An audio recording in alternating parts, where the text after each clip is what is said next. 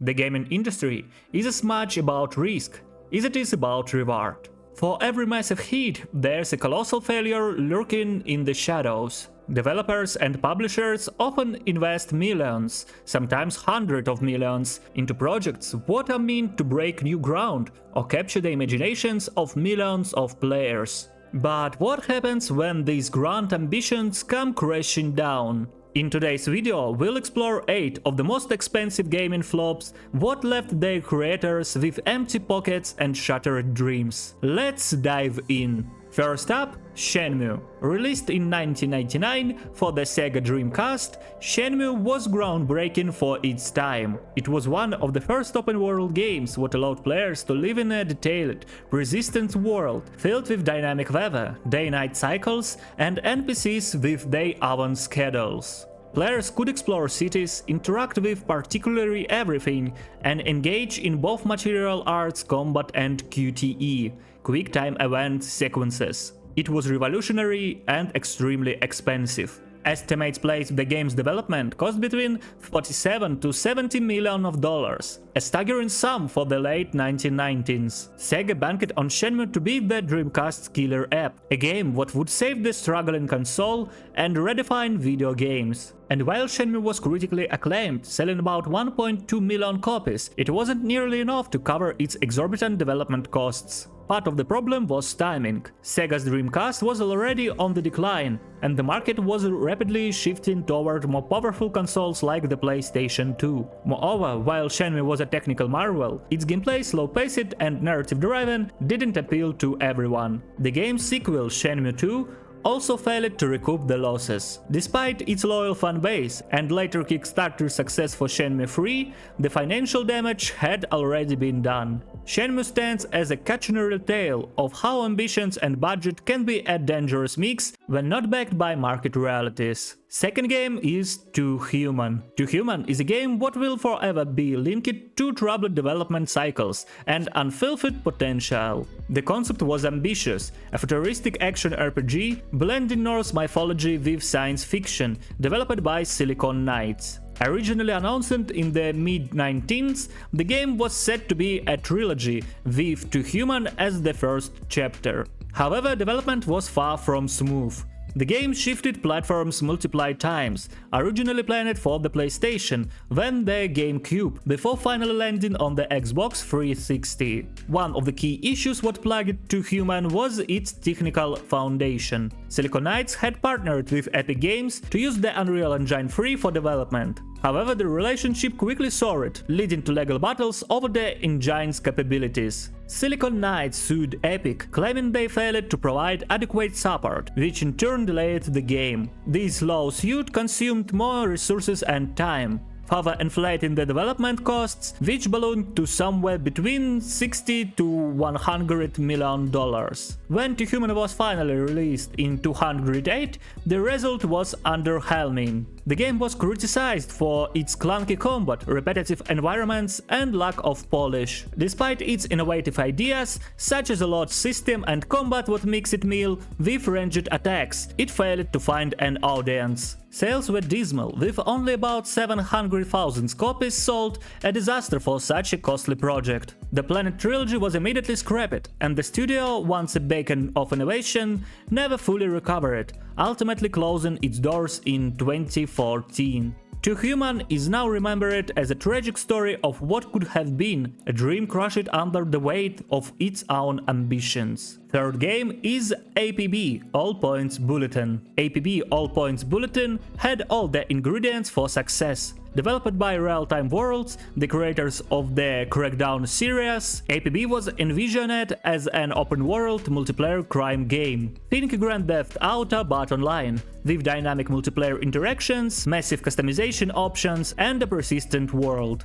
The hype was immense, and so was the budget. APB's development costs are estimated to have existed $100 million. However, when the game launched in 2010, it was an unmitigated disaster. APB was riddled with technical issues. Bugs, server problems, and poor optimization plagued its launch. Additionally, the gameplay itself felt shallow and uninspired. Players expected a revolution in online gaming, but instead they got a repetitive grind with little meaningful progression. The shooting mechanics were clunky, and the player versus player engagements lacked balance. Perhaps the biggest problem felt was the competition. Grand Theft Auto 5 had already set the gold standard for open-world crime games, and APB simply couldn't compete. The player base quickly dwindled, and within months, real-time worlds went bankrupt. The rights to APB were sold to K2 Network for a fraction of the development cost, and the game was relaunched as APB Reloaded, a free-to-play title. But the damage had been done. What was once built as the next big thing in multiplayer gaming became one of the most expensive failures the industry had ever seen. Fourth game is Marvel's Avengers. It seemed like a sure bet. Marvel's Avengers, developed by Crystal Dynamics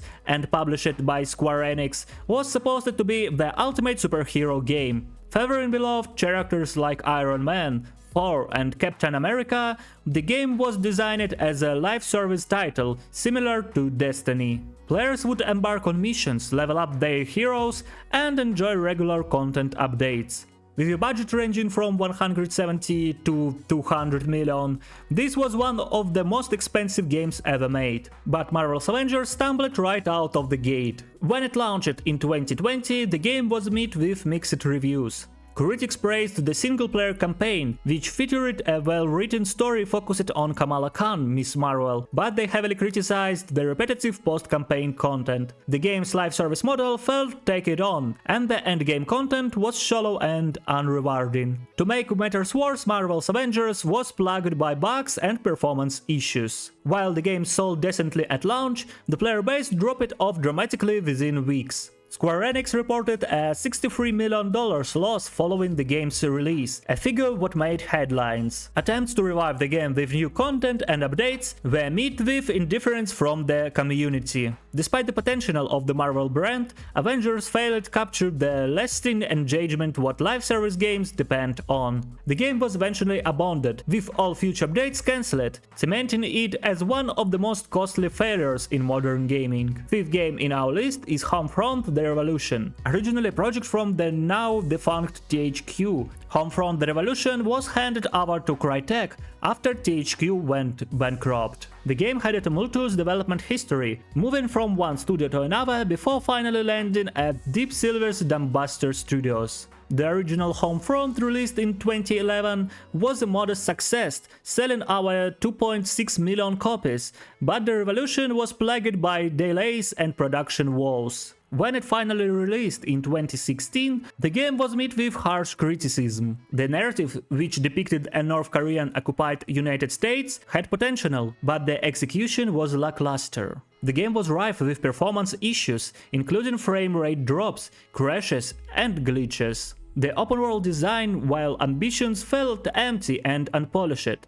Players quickly abandoned the game, and it sold far below expectations. The financial losses were significant. With an estimated budget of $16 million, Homefront: The Revolution failed to recoup its costs, and the franchise was essentially abandoned after the game's poor performance. The story of Homefront serves as a grim reminder what a troubled development cycle can doom a game long before it hits the shelves. Sixth game is Final Fantasy: The Spirits Within. Technically not a game, but a film, Final Fantasy: The Spirits Within still deserves a spot on this list because of the profound impact it had on Square Enix. Released in 2001, the movie was an ambitious attempt to bring the Final Fantasy brand to the big screen. With a groundbreaking budget of $137 million, it was one of the most expensive animated films of its time. However, the movie flopped at the box office, grossing just $85 million worldwide. Critics praised the film's animation, but its convoluted plot and lack of connection to the beloved Final Fantasy games alienated both fans and general audiences. The financial failure of The Spirits Within nearly bankrupted Square, forcing them to merge with Enix to stay afloat. Thought it wasn't a game, Final Fantasy: The Spirits Within remains a cautionary tale of how even the biggest brands can fail, particularly when they stray too far from their core identity. Ninth game is APB Reloaded. After the disastrous launch of APB All Points Bulletin, many thought the game was dead. However, it was revived as a free-to-play title under the name APB Reloaded. While the new iteration of the game had some success, attracting a small but dedicated player base, it never came close to realizing the ambitious vision of the original. The game's mechanics felt dated, and it struggled to retain long-term players. Despite its second chance, APB Reloaded never achieved profitability, and the massive investment poured into its original development was never recouped. APB's story is a testament to how even with a relaunch, a game that fails to make a strong fix immersion can rarely recover from its initial missteps. Perhaps the most heartbreaking entry on this list is Skullbound. Developed by Platinum Games and published by Microsoft, Scalebound was shaping up to be an action RPG with unique twist.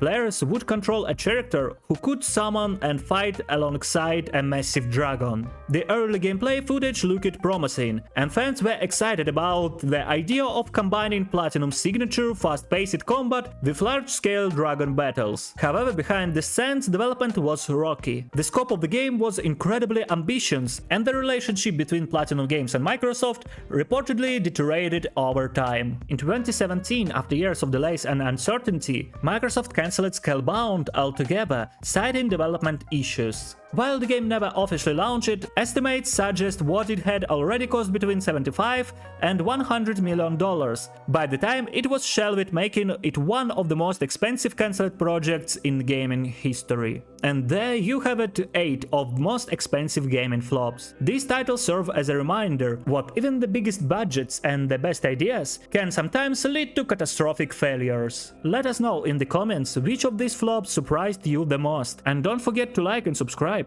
for more deep dives into the gaming world's biggest successes and failures. See you next time!